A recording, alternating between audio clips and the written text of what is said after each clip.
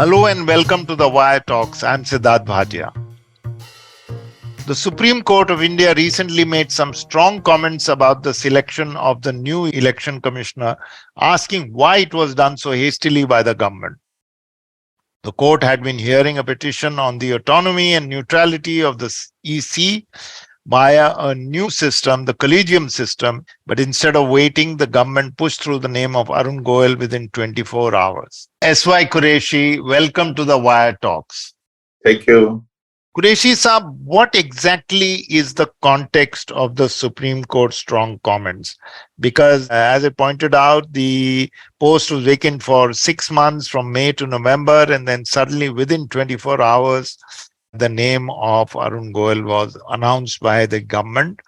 Mr. Quraishi, what exactly is the context of the Supreme Court's strong comments about the selection of a new election commissioner by the government? Yes.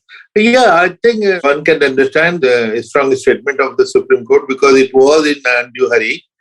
If it was such an important post, which it is, the guy should have been appointed 6 months before because Gujarat and Himachal elections were due. When two major states are going to the poll and election commission has a vacancy, 1 out of 3 is a major vacancy, government was in no hurry. And suddenly discovers when the PIL appears before the Supreme Court, suddenly discovers hurry in it. And obviously the reason would have been that maybe Supreme Court will put an embargo or a bar on unilateral appointment and would go for a collegium system with which we are familiar. So suddenly that is what happened. But I see there are several mistakes there. A Supreme Court linking it, the short tenures to controlling the CEC, I think is misinformed. They have not understood it. Now, earlier the tenure used to be 6 years because it was a one-man post. One man was appointed, he will complete his term, then the next guy will be appointed. Since 1993, it has become a multi-member commission. So we are first appointed as election commissioners, and on vacancy of the CEC, the senior most has been elevated in the past. Although there is no such rule or law, but conventionally the senior most has been going to become the CEC. So whatever is and he or she has to retire at 65 because that is the other clause. 6 years or 65 years, whichever is earlier, is the term of appointment. So obviously in the multi-member situation, the leftover period is 2 years, 3 hours there for 2 years. Before me, Mr. Gopalasamy for 2 years and for 9 months or so. So it is inevitable to link it to a government desire to control us is absolutely wrong. There is no connection whatsoever. For the context of our listeners, could you explain this system of 3-member EC and what exactly the EC does? Yeah. When the Election Commission was created in 1950, it was a single-member commission, but with enormous power, and it was meant to be independent and neutral of the government, which is why it says that once appointed, the CEC cannot be removed except like a judge of the Supreme Court through a process of impeachment. And impeachment means that both houses of parliament by 2/3 majority will seek the removal of the person, which is a very difficult proposition, and which is why nobody ever, either a judge of the Supreme Court or election commissioner, has ever been removed through this process. So idea was that once appointed, although the government of the day appoints you, but after that, since it cannot touch you, it cannot remove you, though you feel protected and feel independent, which is what is the core of the independence of the election commission and the fairness of the electoral system, that the election commission has to be totally distant from the government, an arm's length distance from the government, and cannot be controlled directly or indirectly by the executive. Now, the flaw, as I've argued, that after 1993, when a single member commission was made a multi-member commission, the protection from removal was not meant for an individual, the CEC. It was for the institution of the election commission. It happened that the institution had only one man. So therefore, he was given the protection. So now the institution has three people. So all three have to be given the same protection. Otherwise, they feel insecure.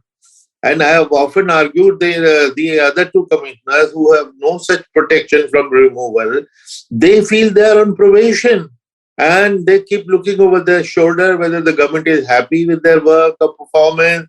Will I get promoted or not? Will I be superseded?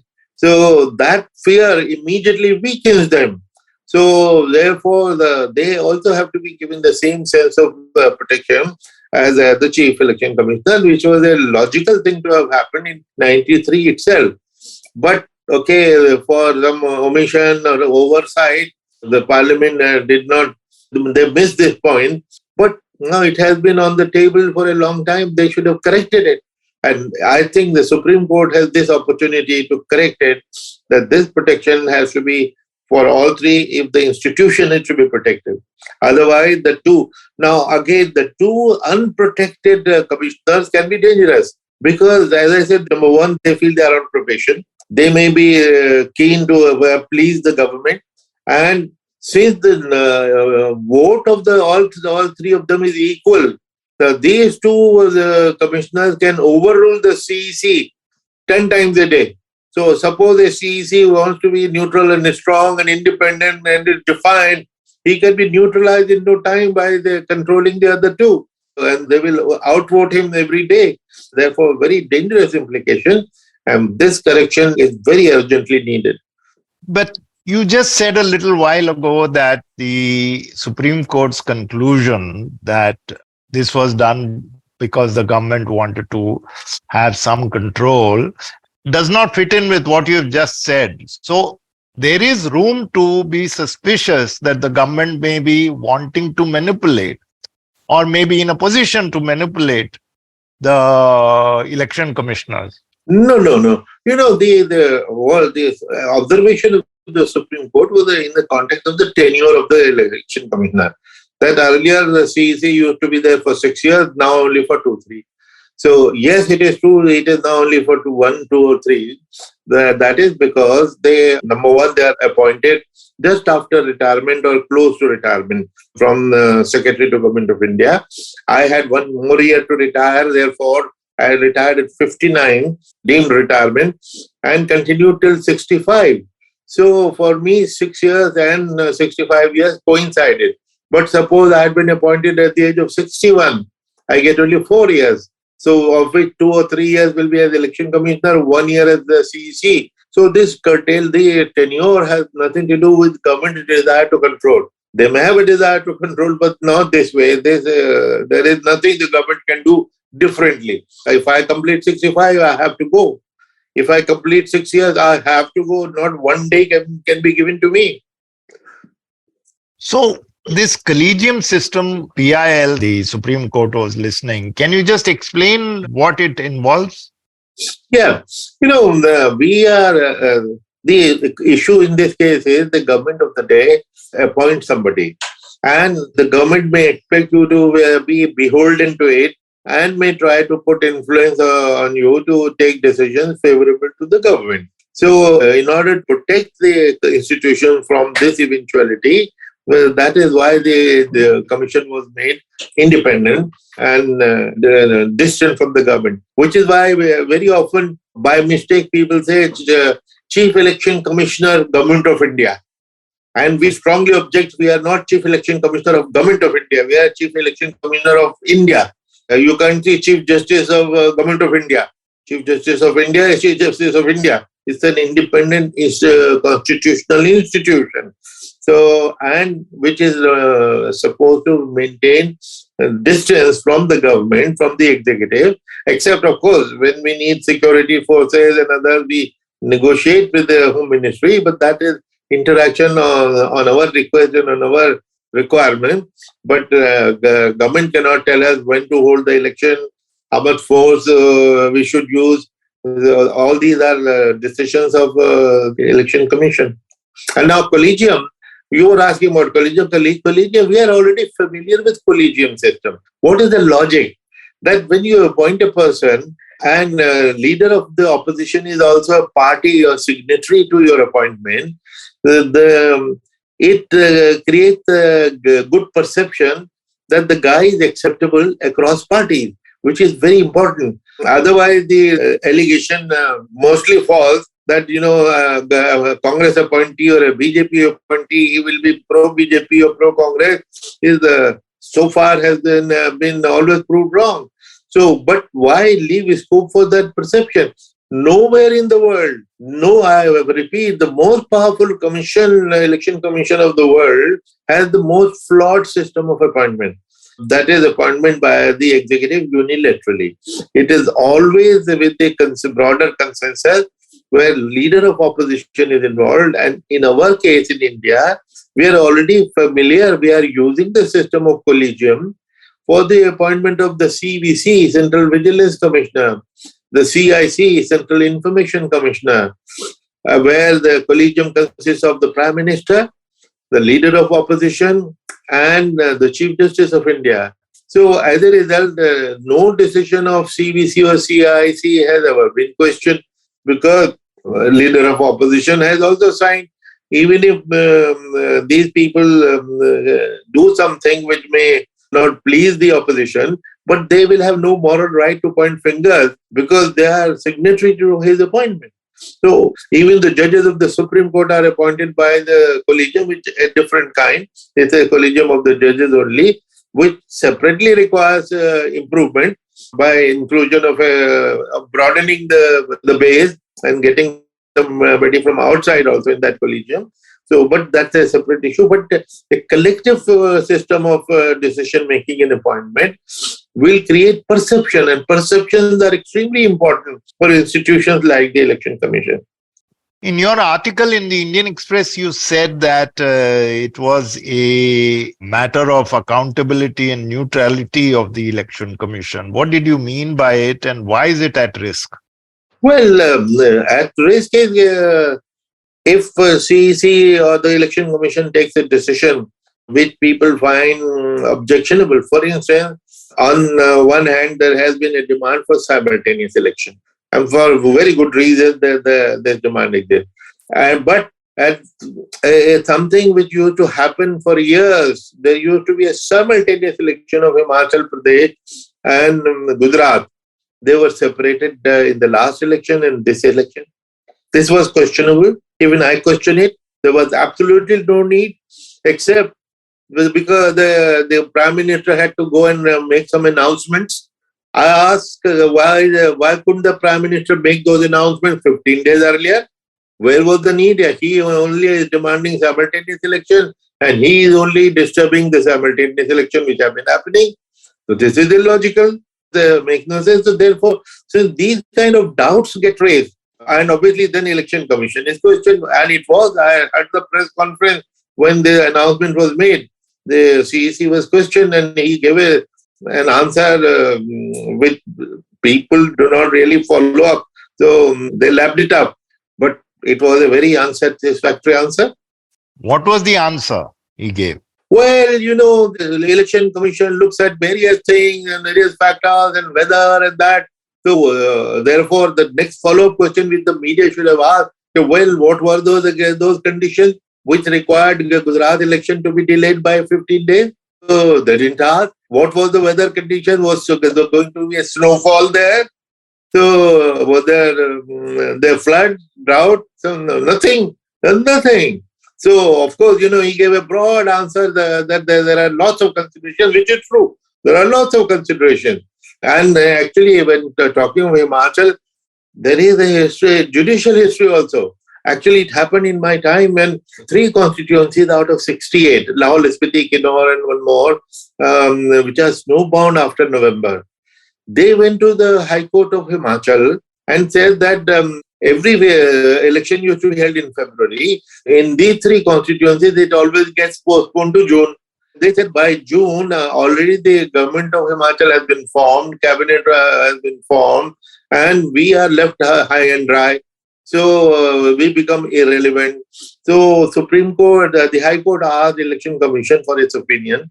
We sent our officer to Shimla, who talked to all the political parties. They all said, okay, yes, in February, election in those three constituencies are not possible, because we looked at snowfall data for 100 years, mind you, 100 years, and we found that in 100 years, in February, there was always a snowfall, which made things difficult, which is why elections were postponed.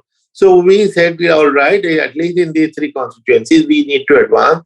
And by 15th of November, Himachal election and those three should be completed, because Rohtang Pass closes on 15th of November. Before that, we should complete the election. So we gave an undertaking to the High Court of Himachal Pradesh. So, which is why elections were announced for Himachal on 13th of November in follow of that. But Himachal, there is another rule of Election Commission. When there are elections falling within a period of 6 months, Election Commission can club them. And since Gujarat elections were due within a month thereof, they needed to be clubbed. Even if they were falling 6 months later, they needed to be clubbed. And clubbing was done always. Why was it disturbed? We don't understand. Which is why the questions are asked. And when they EC is a question, EC has to give a satisfactory answer. So throughout this conversation so far, you've been kind of implying that there is room for some kind of manipulation within the EC if two people overrule one person, etc. And some questions are being asked. So that brings me to my next question. In recent years, there have been allegations of the Election Commission and the CEC being partisan, coming down on opposition leaders for infractions, but being lenient towards the ruling party. There were suggestions that election schedules in West Bengal were arranged to help the ruling party. Are such allegations legitimate? Well, in most situations, they are not, because people try to see from their point of view, which is the reason why I say, since perceptions are important, why should there be scope for any misperception? Why should there be perception that the Election Commission is not neutral? And which is why we are saying that we have to go to the root cause. The root cause is appointment by the executive. And therefore, CEC or Election Commissioner likely to be beholden. So that needs to end, but that was not the intention of the Constitution. So to completely free the Commission from the hold of the government, these are reforms which have been demanded in the PIL and which I have been writing about also. 3 reforms. 1, the appointment of the election commissioners should be through collegium, with which we are familiar. The system is familiar.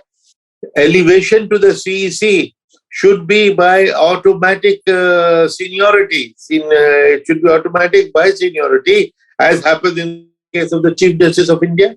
The senior most judge does become the Chief Justice. It has never been disturbed. It was done once in emergency. Until today, people do not forgive Indira Gandhi.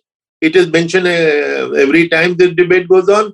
So therefore, just as the senior most automatically becomes the Chief Justice, here also the senior most EC should become automatically CEC, so that any feeling of insecurity which he may have, because there is no law requiring such a thing, there is no rule, it's only a convention. Fortunately, it has not been disturbed so far, but there is nothing to prevent the government from disturbing it, bring anybody from outside, post him as CEC. So, in fact, that is something which was once sought to be attempted in 2004. It was Mr. Vajpayee's government, and there was this news spread that he was trying to bring in the then cabinet secretary who was retiring as CEC directly.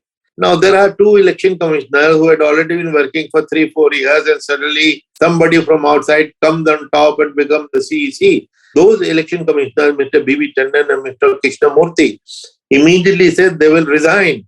And that would have created a lot of crisis for the government. Immediately, the government, in its wisdom, and rightly so, backed off, and they continued with the ongoing system. And the senior most EC, which was Mr. Krishnamurti, was promoted.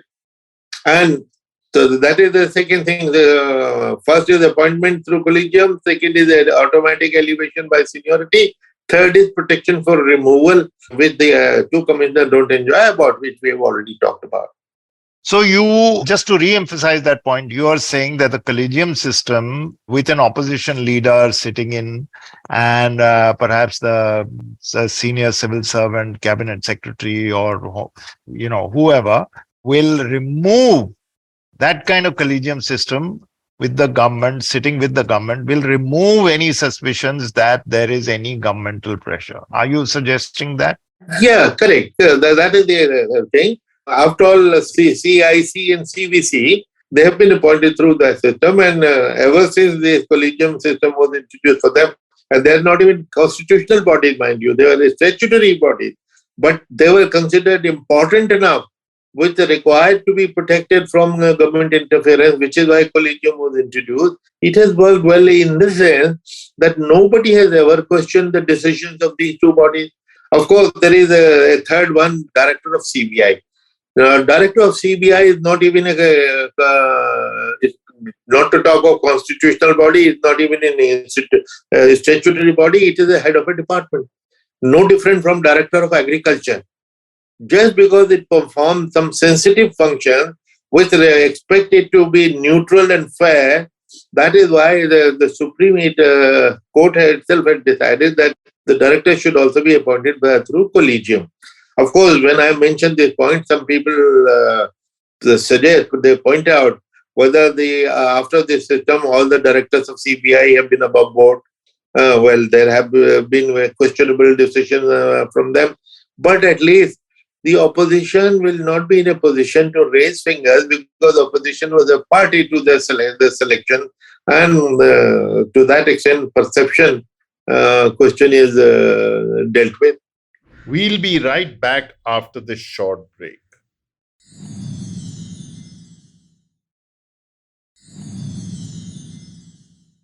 Welcome back to the Wire Talks. First elections were held in 1951-52, and the election commissioner was appointed only in 1950. It was a complex task. If you read about it, you yourself had written about it, that it's a very, very complex task. People didn't know what a vote was. You had to span out all over the country in multiple languages, villages. But it went off smoothly, successfully, and peacefully, most important.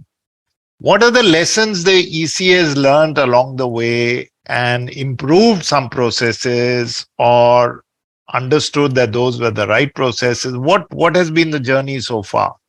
Well, the first election that you mentioned, as early as 1951-52, by the way, it was held in 68 phases. And now people question our 5 phases, 6 phases, but that was in 68 phases, because peaceful election and fair election is more important than as a duration and whether it is prolonged. That was the time when we had no experience of election. Of course, there was one election in 1935. We did not have any machinery to create something out of nothing. That was the great work done by Mr. Sukumar Sen, the first CEC. I think he's an unsung hero of the election, because he laid down the system, and I believe that almost 80% of the election system that we have today is the legacy of Mr. Sukumar Sen. There have been changes, there have been improvements. Just to give an example, that earlier it was ballot paper, now it is EVM. So reforms of that kind have happened. But 80% of the system is the same as laid down by Sukumar Sen, who had no previous experience, who had no previous machinery to deal with this, and he put everything together and did a wonderful election. In the time of, in situation of great adversity. In fact, the Western world was aghast when we opted for democracy, because 84% people were illiterate.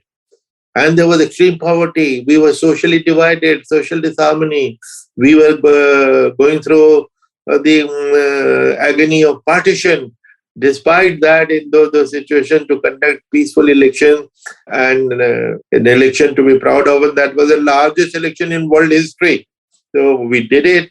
We proved the prophets of doom wrong by conducting a very good election, with great participation, even of illiterate people. In fact, illiterate people participated more enthusiastically.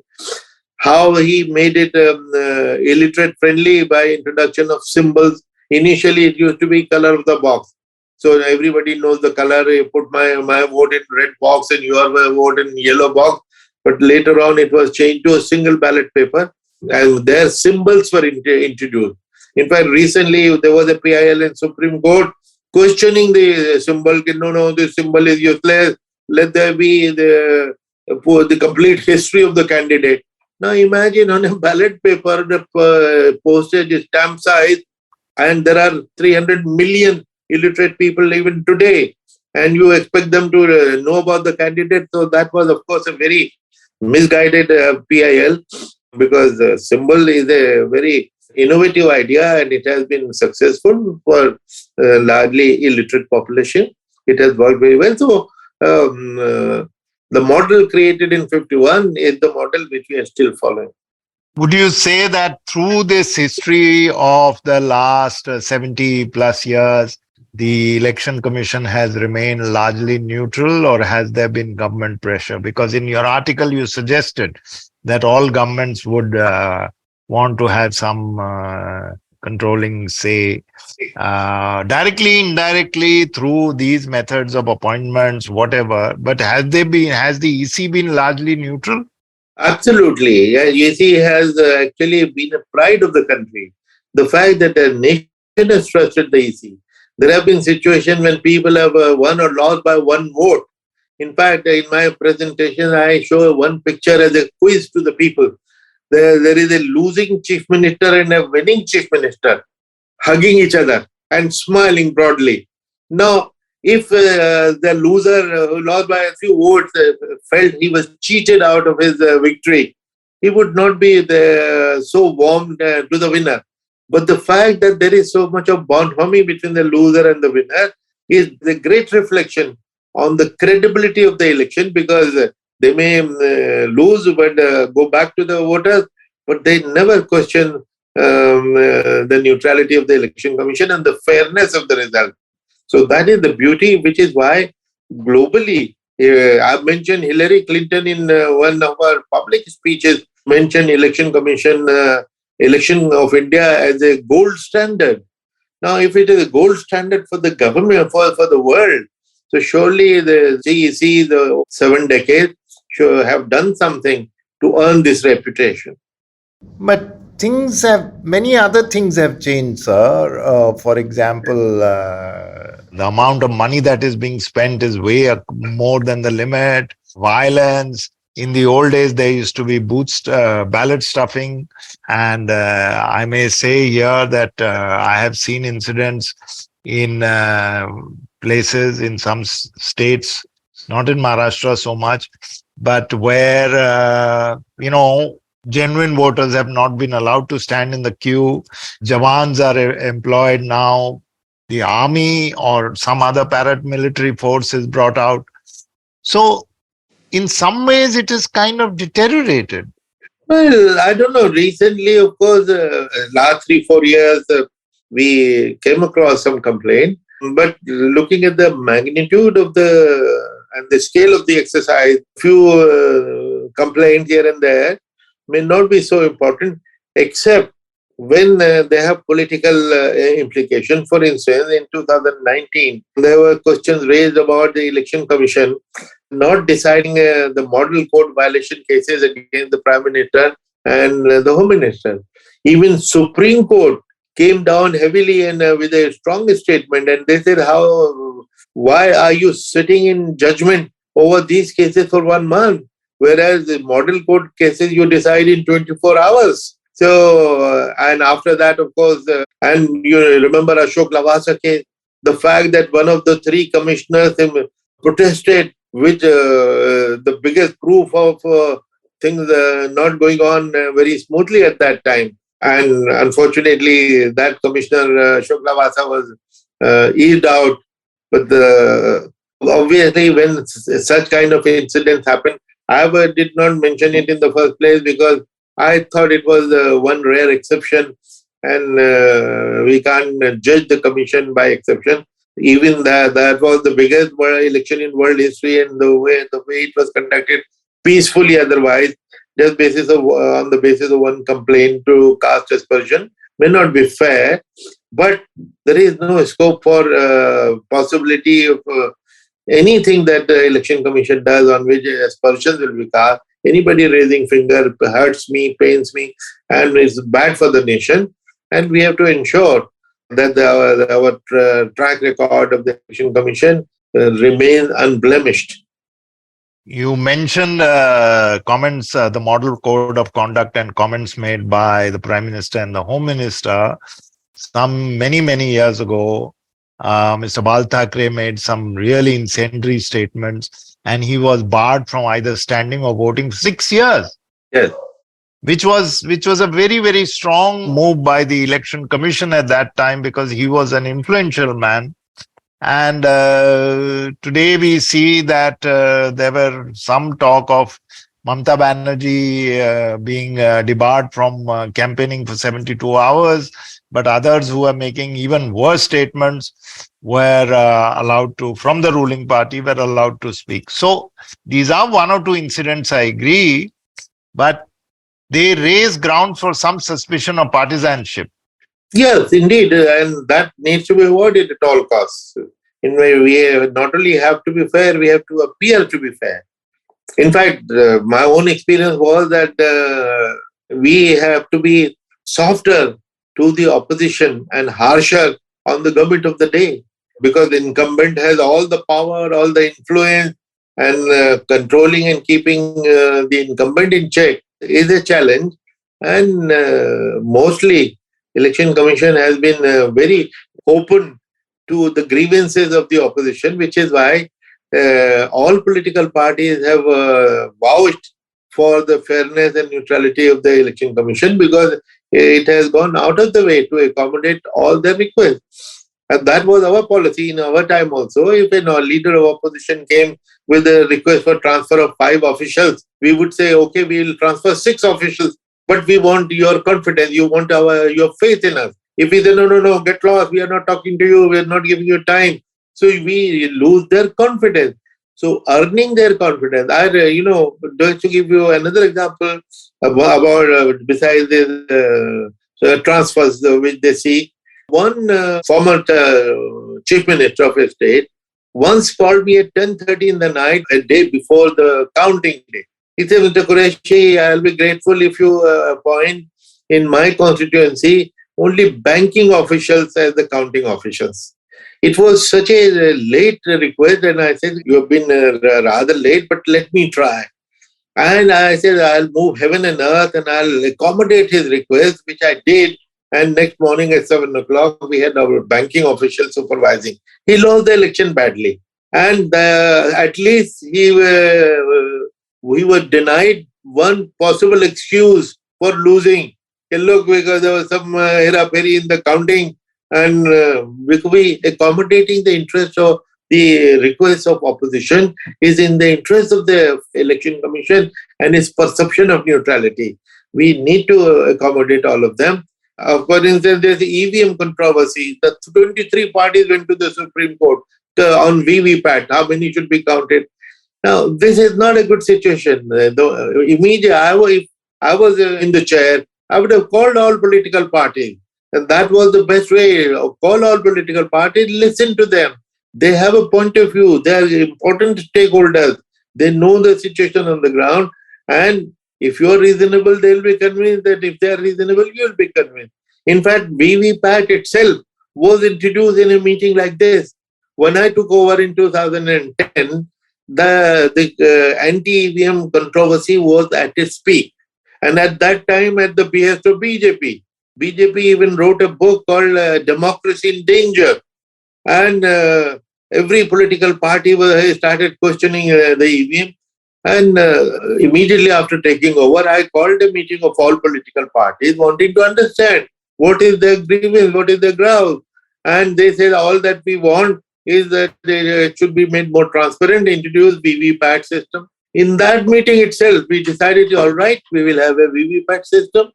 We are the two companies which manufacture our EVM to start working on VVPAT, and immediately they got into the act and VVPAT was introduced. So that is the best way to deal with the politicians and political parties. Listen to them. Don't consider them your adversary. They may be adversary of the ruling party, but they are not adversaries of the election commission. You have to listen to all of them and take their advice and request very seriously. So is the current or recent election commissions, their members have been more than fair to the opposition? And, since we have no complaints, I suppose they have been open and accessible, because we haven't heard any major grievance from opposition party lately. Are you confident in the EVMs? Because you said there was controversy while you were in the chair, it was at its peak. Since then, there is always some murmurs, but at that time, a lot of people were saying that EVM should be banned and back to paper. Are you confident? I have always defended the EVM, and I will defend it today also. And my reply currently is that if EVM was manipulatable, BJP would not have lost West Bengal election, because it was a prestige election for them. Entire cabinet was camping there for 3-4 months. Thousands of crores were spent, and still BJP lost badly. So they were in power. If they could have manipulated EVM, they would have manipulated. It was not possible. As recently as last week, the fact that out of 3 states, they won Gujarat, of course, hands down. But the fact that now when I make this argument, people counter. Look, in West Bengal, the local administration was in the hands of the opposition, that is Mamata Banerjee. Therefore, they could not manipulate. What about Himachal Pradesh? Only last week, they were in power. If they could have manipulated, they would have not lost the election. So I think that is the best proof that the EVM is working very fine. Only thing is that VVPAT system, which was introduced as a supplement to EVM as a transparency measure, their current decision is that 5 machines are counted for the slips, the chit which they print out of in every assembly constituency, which is roughly 300 booths. Out of 300 booths, 5 are counted. Now, these 5 were determined by the Supreme Court. I think this 5 is a very arbitrary figure. Earlier, election commission said only 1 will be counted. That was equally arbitrary. Now, what is the basis of 3%, 3 machine of 5%? Well, so there has to be a scientific basis. I have even gone to the extent of saying that even if you have to count 100% VVPAT to restore the confidence of the people, because they demand return to the ballot paper. Now, if you start counting the state of 100% of the machines, and if it restores confidence, why not? All it will take is 8 or 10 extra hours, 1 extra day. People, after all, wait for 3 months for the result. From the first day of polling to the counting day, there are 2.5 to 3 months. People wait. Now, people can wait 1 more day. Let us count all the slips. If that takes away the demand for return to the ballot paper, because return to the ballot paper will be a very retrograde step, according to me. So finally, you've given us a pretty detailed picture of the pluses and some of the weaknesses and challenges of the Election Commission and the current system. But do you think any political party really wants to give up this possibility of control over, if not the CEC, but at least 2 others? Do you think really any political party is interested in reforms of the collegium system? Well, the political parties are interested in reform and they're in the opposition. And when they're incumbent, they resist these reforms, because nobody wants to give up its power. So, which is why I think that the electoral reform should be discussed only in the time when there is no election going on, no specific interests are involved. But these long-term reforms are in the national interest, because big political parties have to think big. They have to think nationally, not in terms of just winning election, but establishing solid system, because the world is looking at India. India is the largest democracy and highly respected democracy. Our electoral system, particularly, is highly respected. Therefore, nothing which will damage this reputation should be allowed, and we need to do introspection and do those reforms. About almost 80-90 reform proposals are pending, sent by the Election Commission to the government for 20-25 years. But governments come and governments go, but they don't bother about looking at these reform proposals.